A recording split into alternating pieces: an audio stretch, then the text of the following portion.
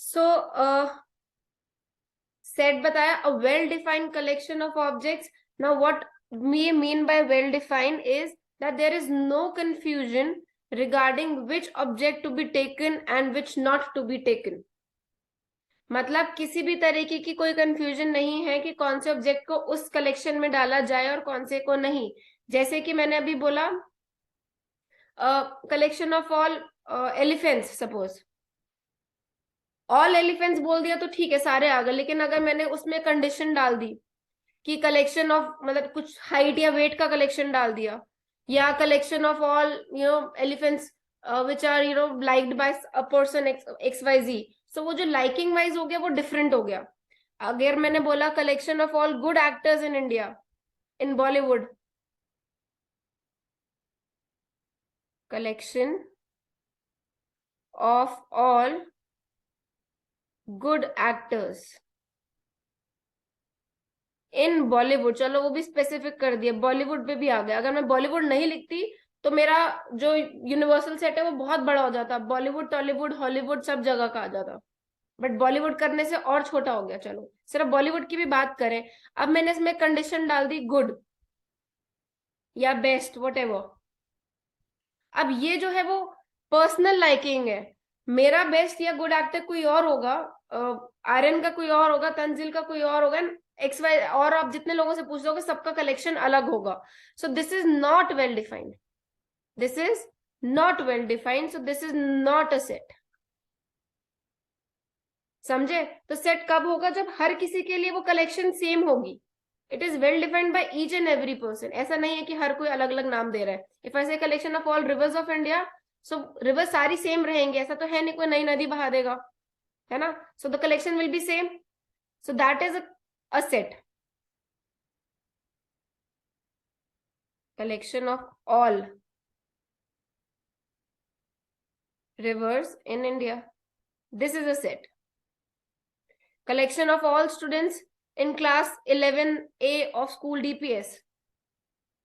सो एक डिफाइन कर दिया मैंने proper. So it is well defined कि डीपीएस स्कूल के 11th क्लास ए सेक्शन के बच्चों को इकट्ठा करके एक नाम दे दिया, तो वो जो सेट, उसको हम क्या कहलाएंगे? सेट, उस collection. So this is how a set is defined.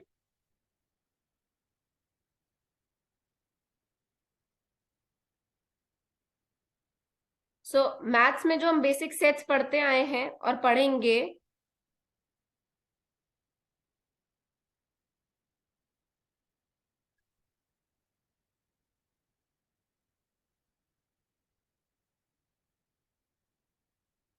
अरे यार,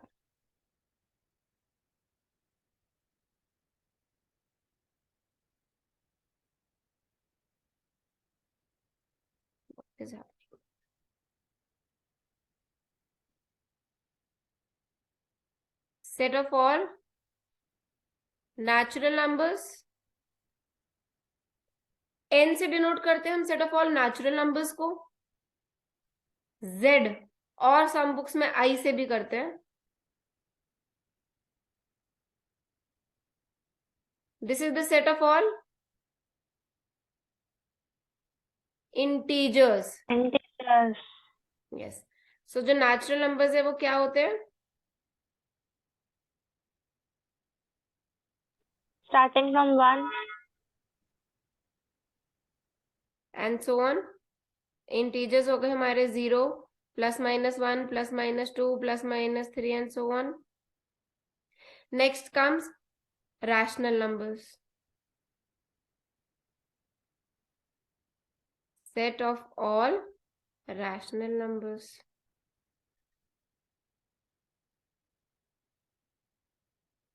तो रैशनल नंबर्स कौन से होते हैं? पी बाई क्यू फॉर्म के, जहां पे क्यू पे कंडीशन होती है कि वो 0 नहीं होना चाहिए, और पी और क्यू दोनों क्या होते हैं? इंटीजर्स. ओके, रैशनल नंबर की बात करिए तो ये बता सकते हो रैशनल नंबर और फ्रैक्शन में क्या फर्क होता है?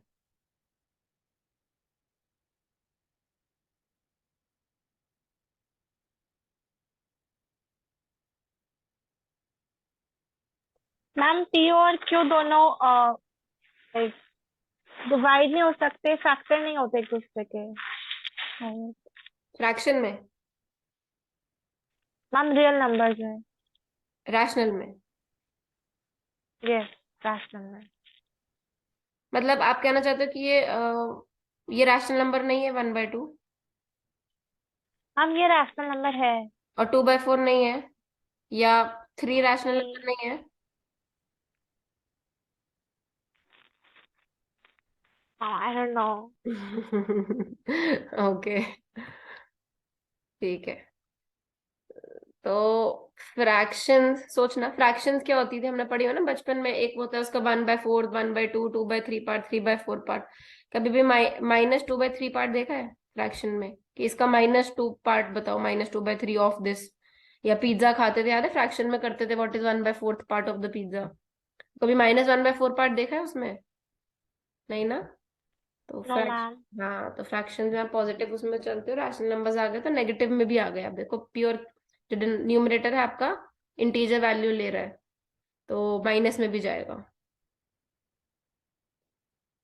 ठीक है, तो हमने पढ़े naturals, integers, rationals, Q complement, Q के ऊपर सी या क्यू के ऊपर डैश हो, that is Q complement.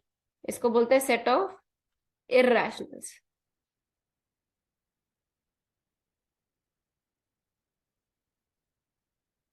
Then comes finally R, which is the set of real numbers. Real numbers क्या होते हैं? Q union Q complement. मतलब रैशनल्स और इरेशनल्स को मिला लिया तो मेरा रियल नंबर्स आ गए। And finally the set of all complex numbers. Complex numbers कौन से होते हैं? A plus iota B form के, जहां पे ए और बी जो है वो मेरे रियल नंबर्स हैं।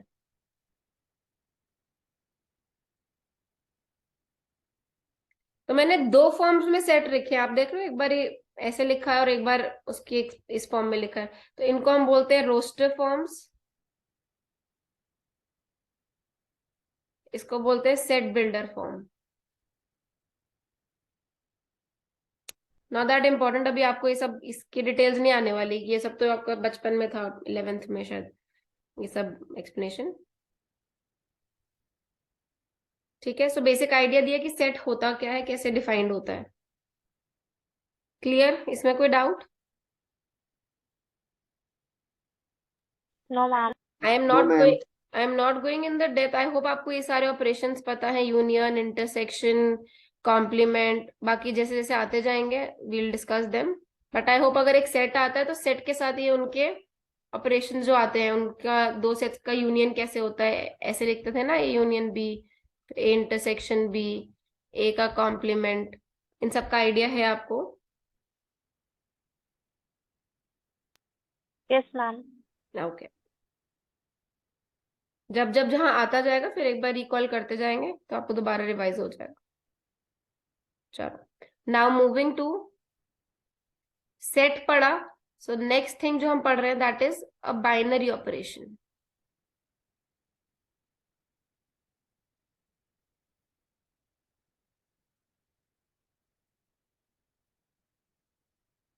What is a binary operation? नाम सजेस्ट कर रहा है बाय, तो बाय मतलब कुछ दो, है ना, two things.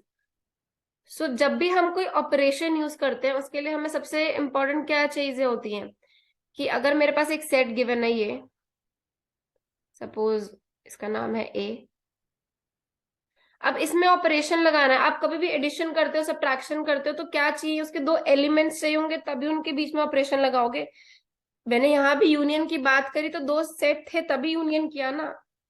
So main important क्या है, मेरे को दो एलिमेंट्स चाहिए, तभी उनका उन पे कोई ऑपरेशन लगा सकूंगी मैं, है ना। सो बाय वहीं से आया कि वी नीड टू एलिमेंट्स, तो तभी उन दो पे ऑपरेशन लगाया तो वो बाइनरी ऑपरेशन हो गया। सो बाइनरी ऑपरेशन इज अ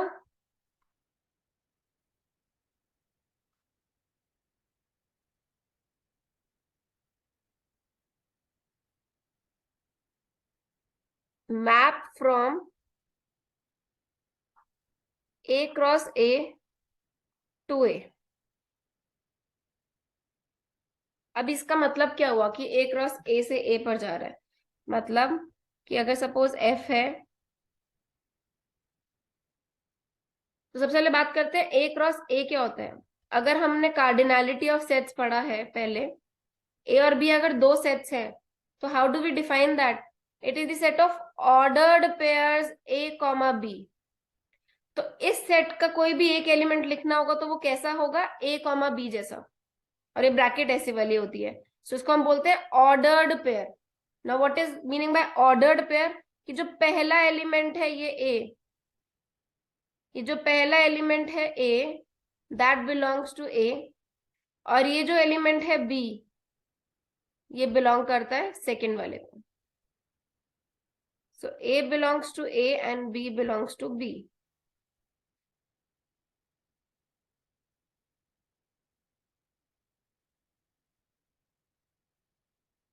सो अगर मैं a क्रॉस b की ही बात करूं, एंड इफ आई से x comma y, so what does this mean? कि ये जो x है ये कहाँ होगा? पहला। तो जो भी चीज पहले है, तो अब आप ABCD और इन सब से कंफ्यूज नहीं होना। कुछ भी है जो पहला लिखा है वो यहाँ सेट के पहले एलिमेंट उसमें आएगा सेट में। जो दूसरा एलिमेंट है यहाँ पर, वो दूसरे वाले को बिलोंग करेगा, जो भी यहाँ लिखा है b।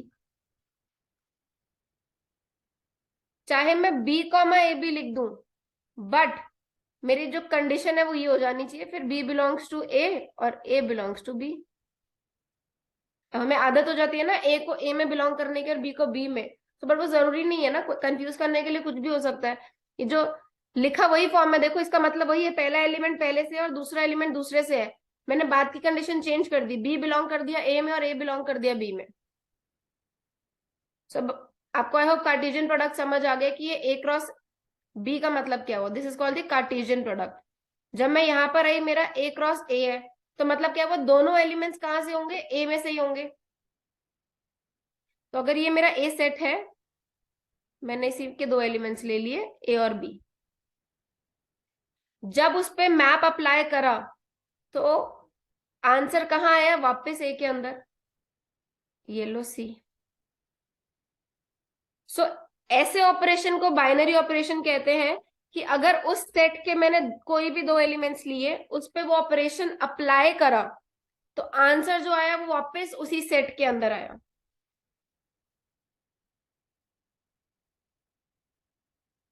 ठीक है। सो इसीलिए ए क्रॉस है, क्योंकि एक सेट के दो एलिमेंट्स चाहिए होते हैं हमें कोई भी ऑपरेशन लगाने के लिए। तो अब ये एफ ए कॉमा बी नहीं लिखा जाएगा, अब आपको सब जगह पे binary operation will be denoted by this star. तो ये लिखा जाएगा ए स्टार बी इक्वल टू सी। इसका मतलब ए और बी में कोई ऑपरेशन लगाया, वो ऑपरेशन आपको गिवन होगा हर क्वेश्चन के हिसाब से, नहीं गिवन तो हम जनरल चल रहे हैं। सो ए स्टार बी करा, बाइनरी तब कहलाएंगे अगर उसका आंसर जो सी आया वो कहाँ आना चाहिए? वो ए में आना चाहिए, तब उस ऑपरेशन को हम बाइनरी ऑपरेशन कहेंगे। कुछ एग्जाम्पल बताती हूँ इसको।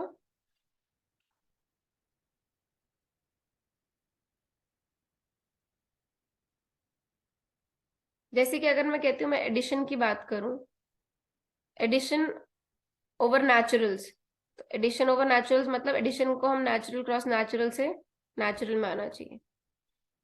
अब आपको हर सब जगह पे ऐसे दिखेगा सेट, और ऐसे अभी बताऊंगी इसको क्या बोलते हैं स्ट्रक्चर को। ठीक है। सो अगर एडिशन मैंने अप्लाई किया नेचुरल्स क्रॉस नेचुरल से, तो मुझे ये चेक करना है कि ये बाइनरी है कि नहीं। बाइनरी कब होगा? अगर जो आंसर आया वो भी नेचुरल में बिलोंग करे। तो क्या आप कोई भी दो नेचुरल नंबर्स लेते हो ए और बी, उनको ऐड करोगे तो क्या हमेशा एक नेचुरल नंबर आएगा? नेचुरल कौन से होते हैं? 1 2 3 से स्टार्ट होते हैं ना।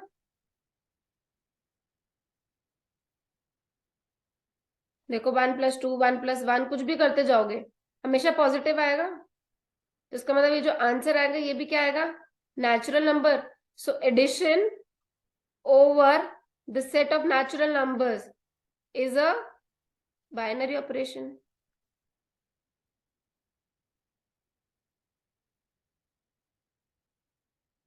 यही अगर मैं बात करूं सब्ट्रैक्शन की,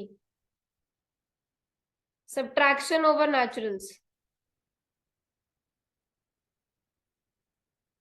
क्या ये बाइनरी ऑपरेशन है? मतलब मैं कोई भी दो नेचुरल नंबर लूं ए और बी, उनको माइनस करूंगी, हमेशा एक नेचुरल नंबर आएगा। इधर देखो, सेट ऑफ नेचुरल्स में कोई भी दो लोग हैं, उनको नो माइनस, मैम, नो, ठीक है ना। नहीं आएगा। हाँ, तो 1 - 2 किया, -1 आया। This does not belong to natural, so this is not a binary operation.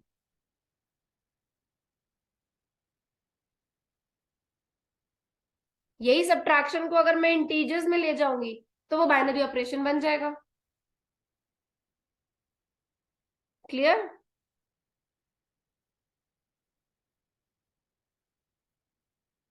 Ma'am इसमें क्वेश्चन किस टाइप के आएंगे? अभी इसमें कोई क्वेश्चन नहीं आएंगे, सिर्फ मैं आपको बेसिक समझा रही हूँ। अभी तो ग्रुप की डेफिनेशन आएगी, कैसे ग्रुप फॉर्म होता है, सिर्फ बेसिक समझ रहे हैं अभी।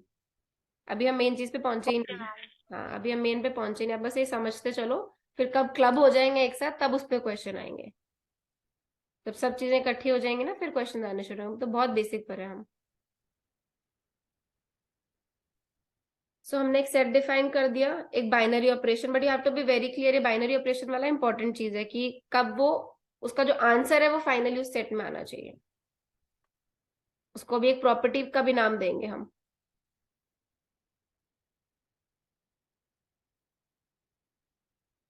ठीक है।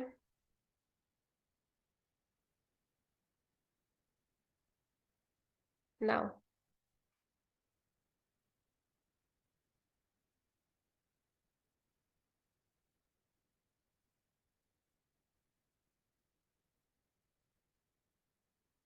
algebraic structure.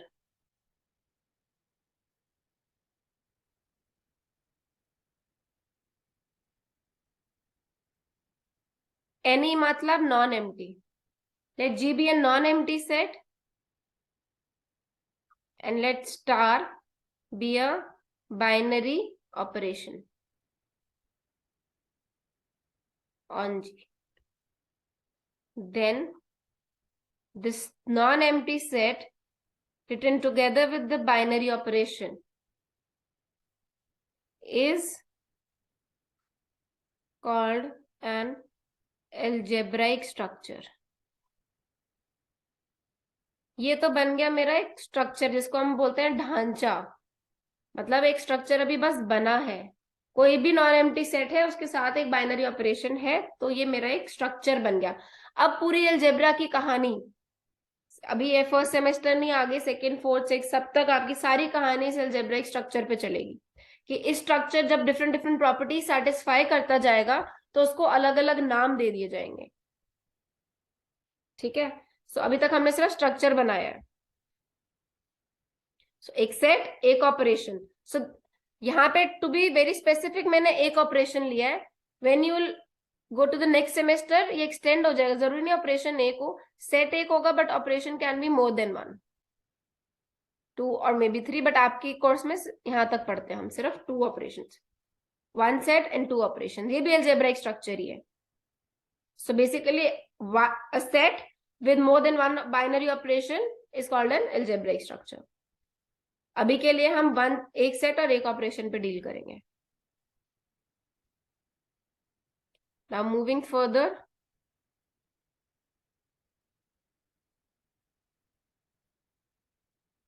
कुछ प्रॉपर्टीज डिस्कस करते हैं।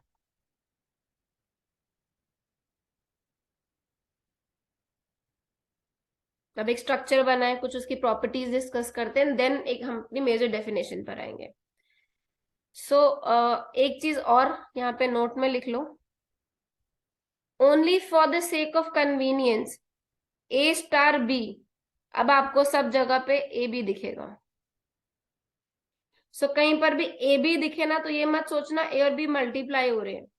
उनके बीच में एक ऑपरेशन है जो कि हमें दिखाई नहीं दे रहा है यहाँ पे, बट वो as per the question very होगा। मतलब कि लिखा ए बी होगा, बट हो सकता है वो ए प्लस बी हो या ए माइनस बी हो, बट लिखा ए बी होगा क्वेश्चन में या हर जगह। तो आपको you have to be very clear आप कौन से ऑपरेशन पे डील कर रहे हो, वो आपके माइंड में चलना चाहिए, हाँ इस ऑपरेशन में हम चल रहे हैं। तो बार बार हम a plus B a minus B नहीं लिखेंगे, a multiply B. So just for notational convenience a star b in general हम डील करेंगे और उसको हम लिखेंगे ए बी। बार बार स्टार बस टाइम बचाने के लिए, कन्वीनियंस के लिए स्टार को हटा दिया गया है। बस कंफ्यूज नहीं होना, क्योंकि इनिशियली प्रॉब्लम होगी आपको, उसको अडेप्ट करने होंगे, बट स्लोली आप यूज्ड टू हो जाओगे।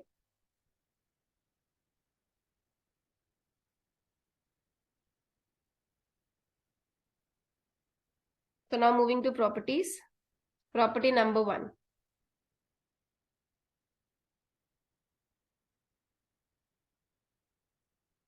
नाम है क्लोजर प्रॉपर्टी। अब क्लोजर प्रॉपर्टी क्या कहती है कि अगर वही सबसे पहले वही कहानी कि जी स्टार अपना एक एल्जेब्रिक स्ट्रक्चर हमें गिवन है, ये मैं सब में नहीं लिखूंगी, अब गिवन है हमें एक एल्जेब्रिक स्ट्रक्चर है। लेट करते हैं ए और बी दो एलिमेंट्स हैं जी के, दिस इज बिलोंग्स टू का साइन। सो ए और बी जी में बिलोंग कर रहे हैं, ये मेरा जी एंड ये दो एलिमेंट्स हैं A and B. So closure property is nothing but it is equivalent to saying that the operation is a binary operation. मतलब अगर मैंने पहले डिफाइन कर दिया कि मेरा ऑपरेशन बाइनरी ऑपरेशन है, इसका मतलब वो क्लोजर प्रॉपर्टी सेटिस्फाई कर रहा है, तभी मैंने उसको बाइनरी ऑपरेशन का नाम दिया है।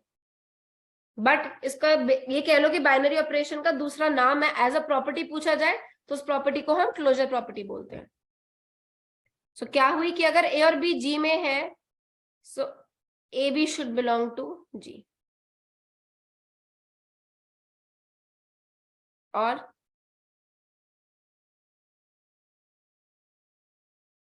you can say it like this also कि a b belongs to g for all a comma b belonging to g। मतलब आप g सेट के कोई भी दो एलिमेंट्स ले लो, रैंडम एलिमेंट्स, उनका क्लोजर, उनको कंबाइन करोगे, उन पे ऑपरेशन लगाओगे, जैसे ही जो आंसर आएगा वो वापस जी के अंदर होगा। बाइनरी ऑपरेशन में यही कहता था कि कोई भी दो एलिमेंट लो, उसका आंसर उसी में आना चाहिए, बस उसको नाम दे दिया क्लोजर प्रॉपर्टीज कि ये क्लोजर प्रॉपर्टी है कि take any two elements of the set, उन पे ऑपरेशन लगाओगे, आंसर वापस जी में आएगा। ये ए और बी जब मैंने कंबाइन कर दिया, सो ये नया एलिमेंट होगा ना सी, बट यहाँ पे सिर्फ ए बी लिखा हुआ है। बट आपके माइंड में आपको पता होना चाहिए कि यहाँ पे अगर मैंने टू एलिमेंट्स लिए थे 2 और 3, ऑपरेशन एडिशन है, तो आंसर मेरा 5 है, वो 5 भी यहाँ होना चाहिए अगर ये नेचुरल नंबर्स का है। ठीक है, तो मैंने यहाँ पे नया नाम नहीं दिया, बट वो a प्लस बी है, यहाँ इस केस में वो a प्लस बी है विच इज 5, वो मुझे पता था इसीलिए मैंने कर दिया। बट यहाँ पे मुझे a और b जनरल में चल रहा है ना हम, so I can't give it a number something. तो अब सब कुछ जनरल में चलेगी, बैक ऑफ द माइंड आप याद रखो आप किससे रिलेट कर रहे हो, क्या चल रहा है, बट सब कुछ अब ABCD में चलेगा। आपको 1 2 3 कम दिखेगा मैथ्स ऑनर्स में, और ABCD ज्यादा दिखेगा।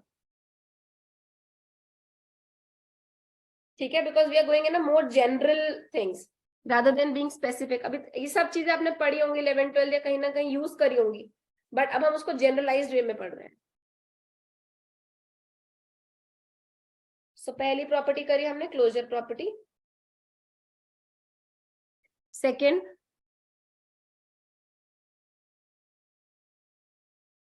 एसोसिएटिव, सबने एसोसिएटिव नाम बहुत बार पढ़ा हुआ है, एसोसिएटिव लॉ और एसोसिएटिव प्रॉपर्टी। और 2 मिनट्स पे ना सेशन खत्म होने वाला है, सो दोबारा से ज्वाइन कर लेना।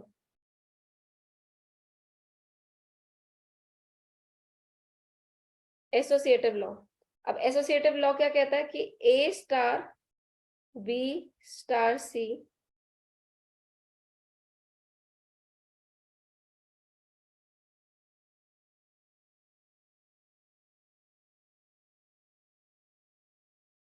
for all ABC, तो मतलब for all the elements of the set interchange of bracket does not affect my result।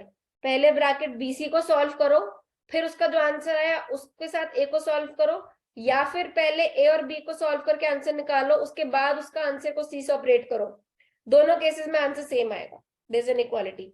So this means interchange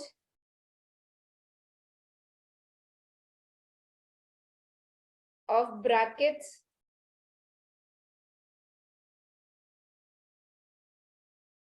does not affect my result.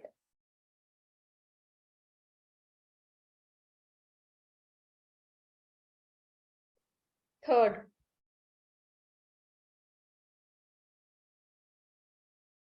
identity.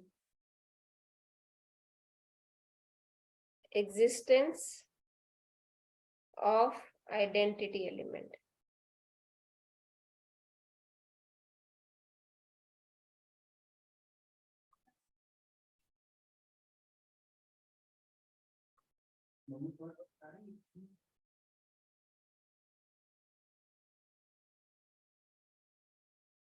So now the existence of identity element.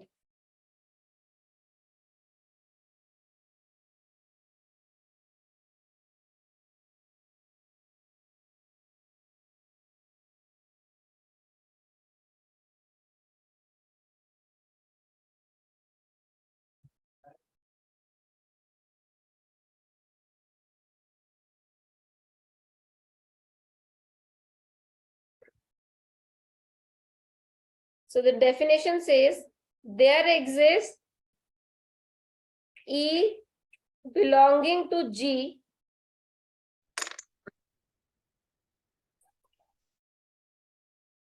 so yes, coming to the definition, हम identity exist करवा रहे थे एक set की कि there exists E, identity को हम represent करते हैं E element से, E belonging to G such that A star E is equal to E star A is equal to A for all A belonging to G. मतलब आप set का कोई भी एलिमेंट ले लो A, उसको जब आप आइडेंटिटी के साथ अप्लाई करोगे तो आंसर वही सेम एलिमेंट आएगा. मतलब identity is like a mirror. ऐसे ध्यान रखो कि मिरर है, शीशा है, उसमें जो भी अपनी शक्ल देखेगा उसी की दिखेगी ना. तो अगर ए के साथ ऑपरेट करोगे तो आंसर ए आएगा, बी के साथ करोगे तो बी आएगा. तो शीशे में जो खड़ा होता है उसकी शक्ल आती है, वही वाली बात है. ठीक है. तो अब एग्जिस्टेंस आइडेंटिटी की एक हुई, मैंने रेड से मार्क किया है.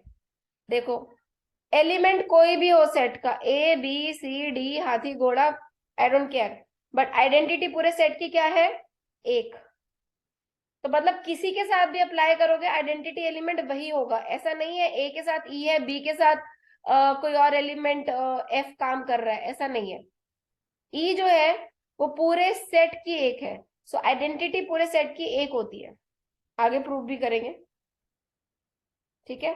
So there exist E belonging to G such that A star E is equal to E star A is equal to A for all A belonging to जी.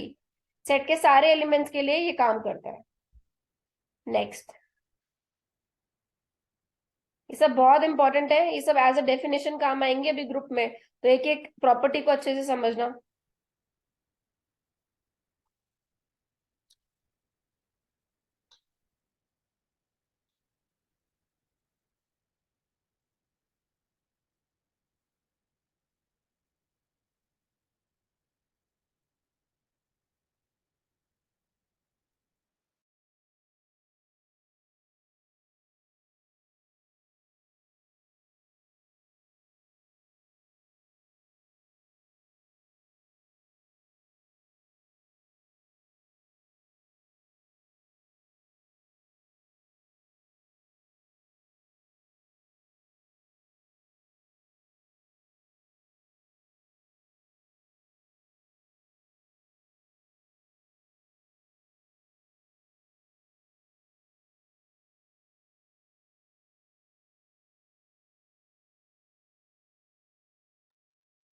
अब देखो मैंने इनवर्स की डेफिनेशन क्या लिखी है, for each A be very specific with for each.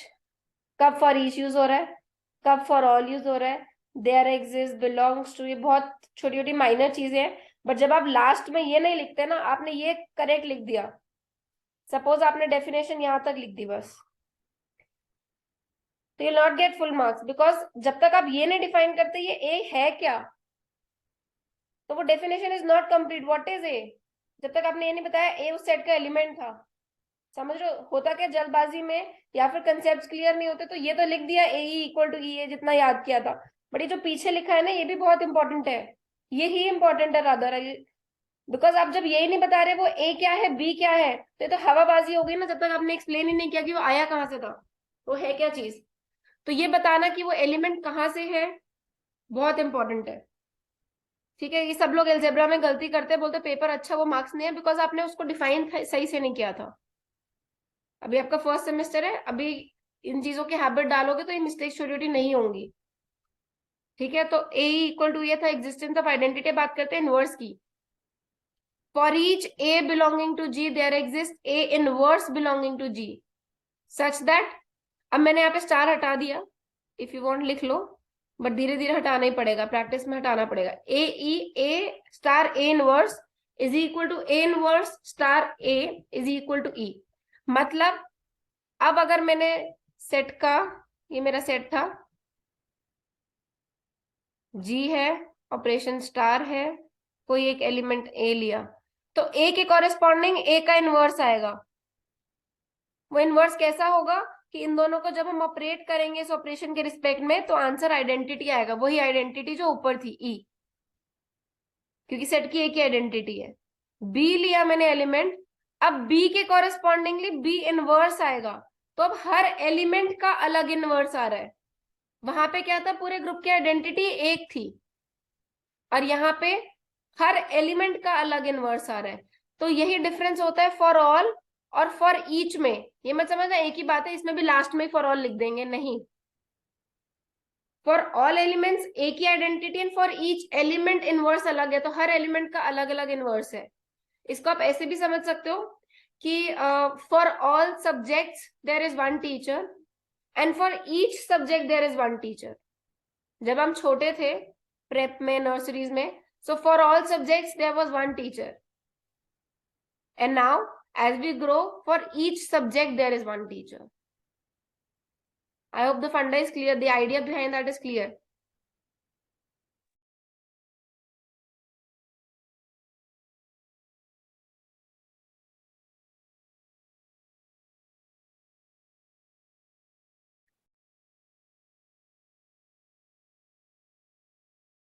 Now last property is the commutative property.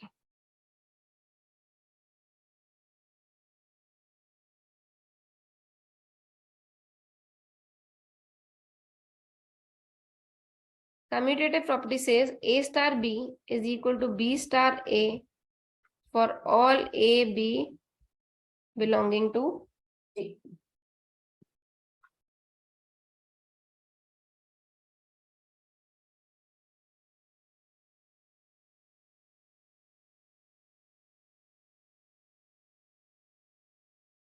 So इसका मतलब commute करते हैं एलिमेंट्स.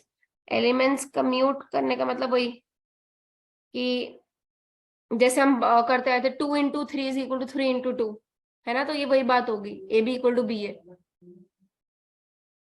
तो ए और बी को ऑपरेट करोगे तो एक आंसर आएगा और बी और ए को ऑपरेट करोगे तो भी वही आंसर आएगा. This is commutative property. Now coming to the main definition group, जिसके लिए हमने इतनी कहानी अभी तक पढ़ी थी. अगर आपको ये सारे क्लियर हो गए अब आपको ग्रुप की डेफिनेशन इजी हो जाएगी.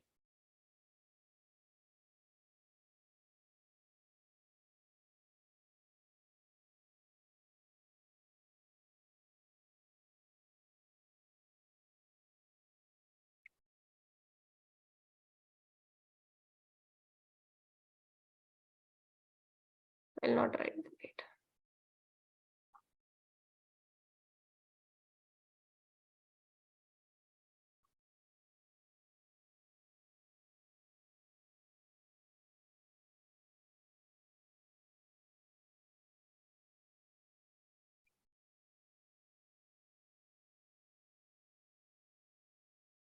Let G be a non-empty set and star be a binary operation.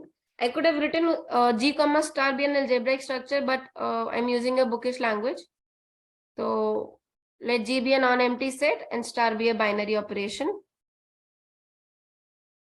then the set together with the operation, जो मेरा structure था, is said to be a group if and only if it satisfies the following properties.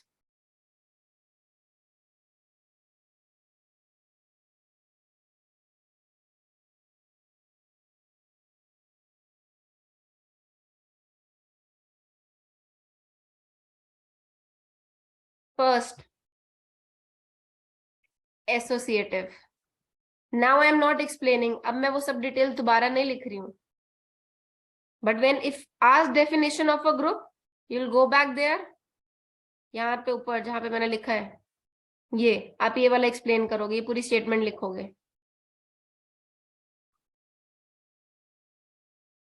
Okay?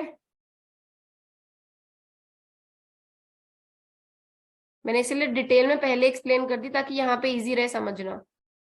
यहाँ पे सिर्फ definition को समझो कि ये 3 प्रॉपर्टी है, ये 4 प्रॉपर्टी सेटिस्फाई करता है तो ग्रुप कहलाता है. ठीक है? पहली चीज हमने बोल दी कि वो एक नॉन एम्प्टी सेट है, एक बाइनरी ऑपरेशन गिवन है. उसको ग्रुप कब कहलाते हैं? जब वो एसोसिएटिव प्रॉपर्टी सेटिस्फाई करे. नंबर 2, आइडेंटिटी एग्जिस्ट करे. And number 3, existence of inverse.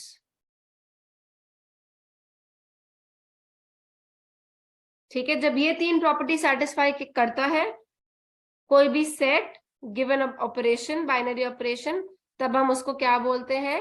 Group.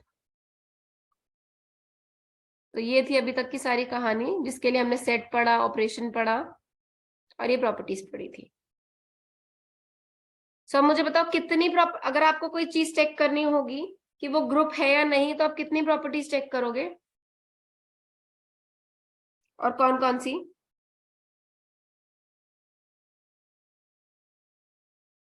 बताओ. हम 3 property. Associative, identity, inverse. Yes ma'am. There is one hidden property also. Let's see if you can find it. Commutative. No.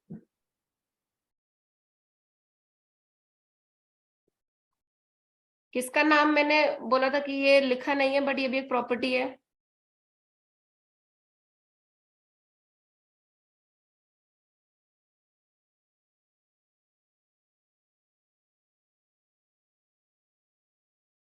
Closure.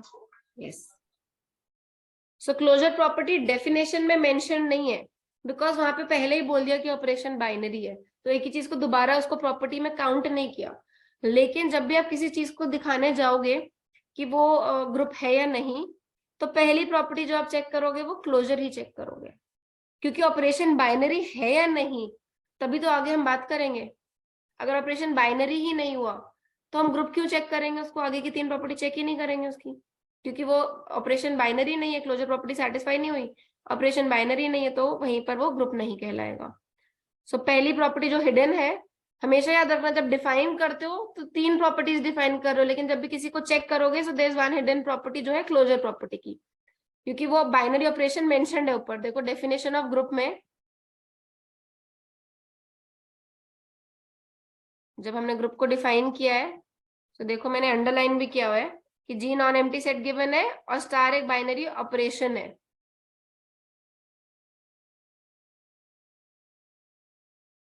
ठीक है? सो एक hidden property है commutative property.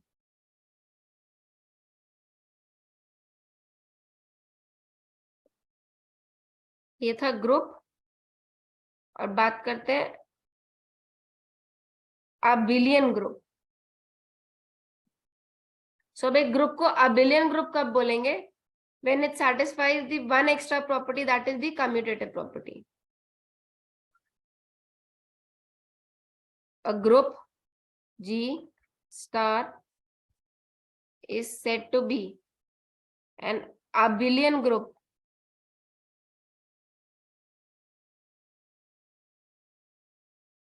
if it satisfies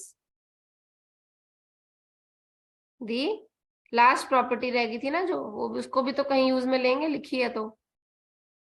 it is said to be the satisfy the commutative property.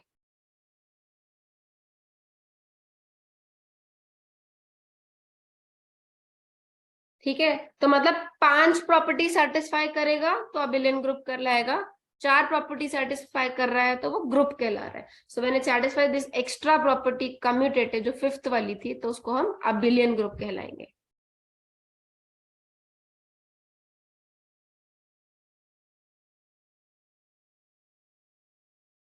अभी तक की definitions में कोई doubt? तो हम एग्जांपल्स पे चले, अब इनको दिखाना शुरू करते हैं कि कौन से ग्रुप्स हैं और नहीं है. किसी को डेफिनेशन में doubt? Aryan and Tanzil? No, ma'am. Okay. No, ma'am.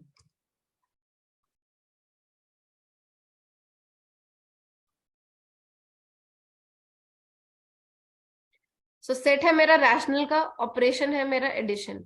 Check करना है ग्रुप है नहीं, अबिलियन ग्रुप है या नहीं. मतलब अगर ग्रुप है तो ठीक है, उसका अबिलियन भी है या नहीं. सो क्या करेंगे, सबसे पहली प्रॉपर्टी क्लोजर चेक करेंगे. क्लोजर क्या कहेंगे, अगर Closure तो है मैम. हाँ कि अगर कोई भी दो रैशनल नंबर लोगे उनको ऐड करोगे तो वापस रैशनल नंबर आएगा. तो बस है, बट अब उनको लिख के दिखाओगे कैसे. So I am writing that also. Sometimes आता होता है बट उसको बताएं कैसे. बस वहां पे क्या करो, जहां पे सेट का नाम है, जहां जी था वहां मैं गिवन क्यू कर दिया, जहां स्टार था वहां पे प्लस कर दिया. एसोसिएटिव लॉ फिर वही करेंगे हम. देखो कभी किसी चीज को हम प्रूफ करते हैं ना, तो वी प्रूव इट, एंड जब किसी को डिसप्रूफ करते हैं वी से नो. तो क्या करते हैं, कोई भी एक काउंटर एग्जाम्पल दे देते हैं कि देखो यहाँ नहीं हो रहा तो ये नहीं होगा. जैसे हमने नेचुरल में किया था 1 - 2. अब मैं सारे थोड़ी ना लेके प्रूफ करने सारे दिखाऊंगी. 1 - 2 -1 नहीं बिलोंग करा, खत्म बात. एक एक को नहीं प्रूफ करना होता. तो एक काउंटर एग्जाम्पल से काम हो जाता है.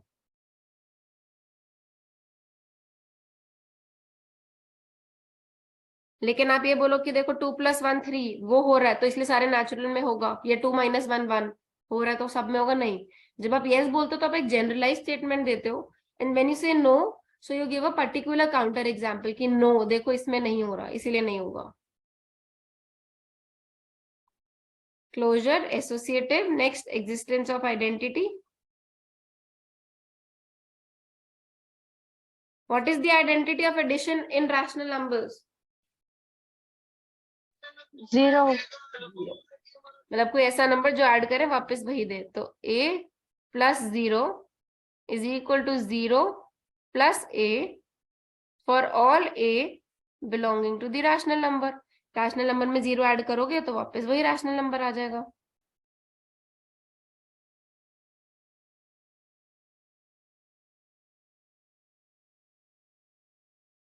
Existence of inverse. अब a में क्या ऐड करें कि वापस 0 बन जाए? -A. -a. तो क्या -a बिलोंग करता है रैशनल में? पहला पॉइंट बिलोंग करना चाहिए ना, तभी वो हम यहाँ पे लेंगे उस नंबर को.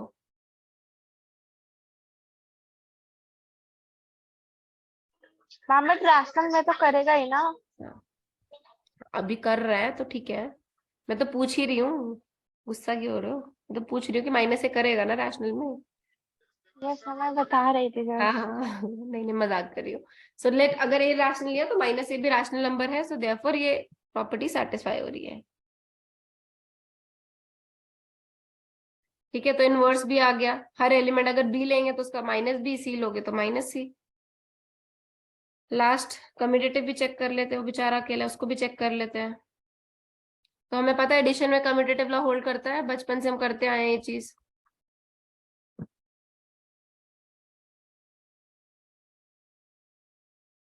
सो देयरफॉर मैं क्या इस स्टेटमेंट दूंगी कि Q with respect to addition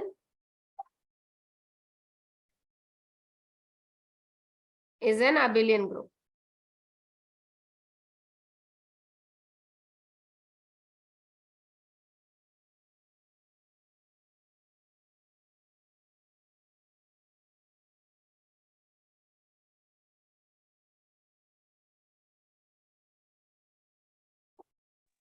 excuse me ma'am, हाँ जी, मैम एसोसिएटिव एंड कॉम्पिटिटिव में क्या डिफरेंस हुआ?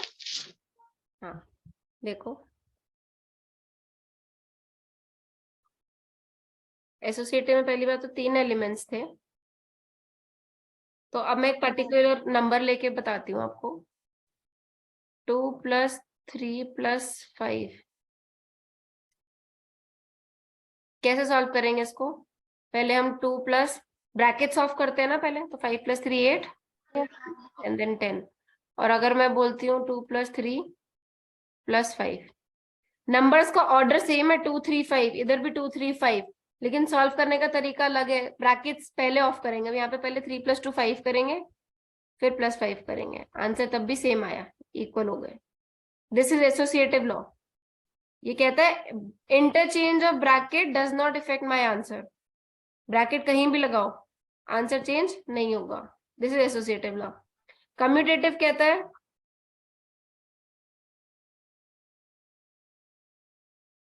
नंबर्स चेंज करने से, उनका आगे पीछे करने से, ए बी बी ए, 2 + 7 7 + 2, 2 + 7 9, 7 + 2 9, तो जिन केसेस में सेम आ जाए उसको हम बोलते हैं वो कम्यूटेटिव लॉ होल्ड करता है।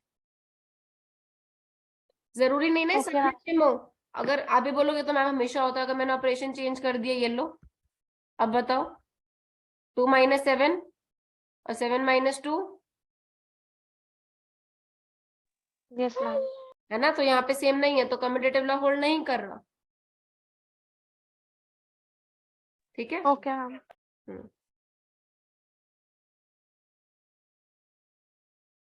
So moving to my second example is integers with multiplication.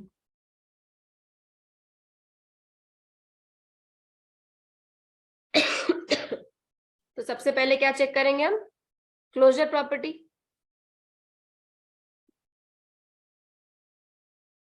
तो मतलब कोई भी दो इंटीजर्स लोगे, मल्टीप्लाई करोगे तो वापस इंटीजर आएगा। Yes ma'am.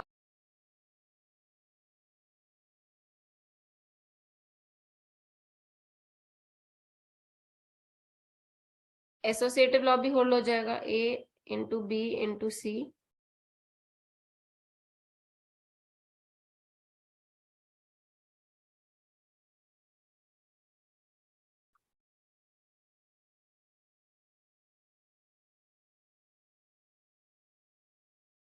Then comes the identity.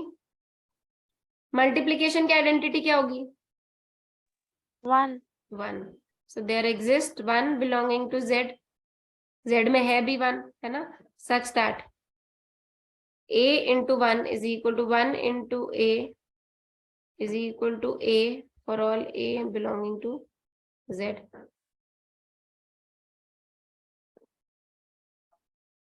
Now inverse। Inverse क्या होगा हर एलिमेंट का? ए का inverse, A inverse 1/a। So a inverse is 1/a यहाँ पे। तो क्या 1/a इंटीजर्स में बिलोंग करता है?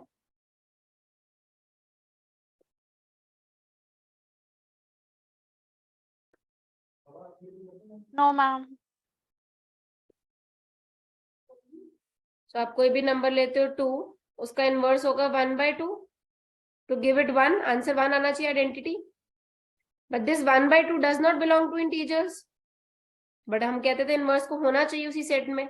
सो इसका मतलब इनवर्स प्रॉपर्टी सेटिस्फाई नहीं हो रही, एग्जिस्टेंस ऑफ इनवर्स नहीं सेटिस्फाई हो रहा। So therefore z integers with respect to multiplication is not a group.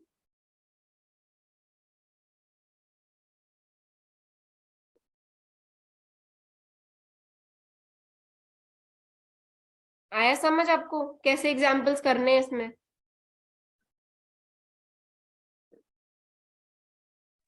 Yes ma'am. Okay, सो मैं आज की क्लास अभी वाइंड अप कर रही हूँ and I will give you, I am giving you 2 examples practice के लिए, बेसिक।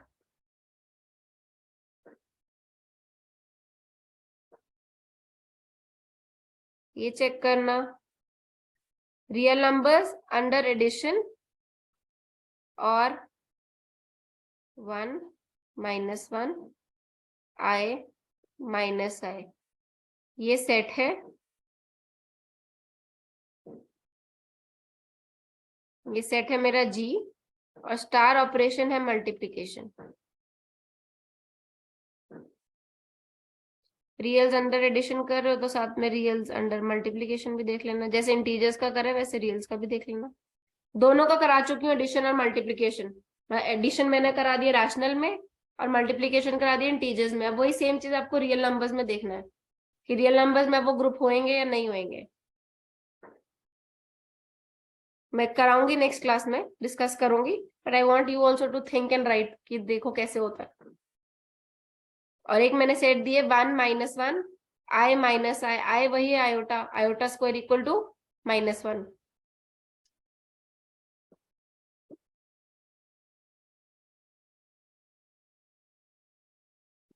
प्रोडक्ट है इसका ऑपरेशन। ये अगर नहीं भी होगा तो कोई बात नहीं, मैं कराऊंगी, बट एटलीस्ट ये तो होने चाहिए दोनों, पहला पार्ट।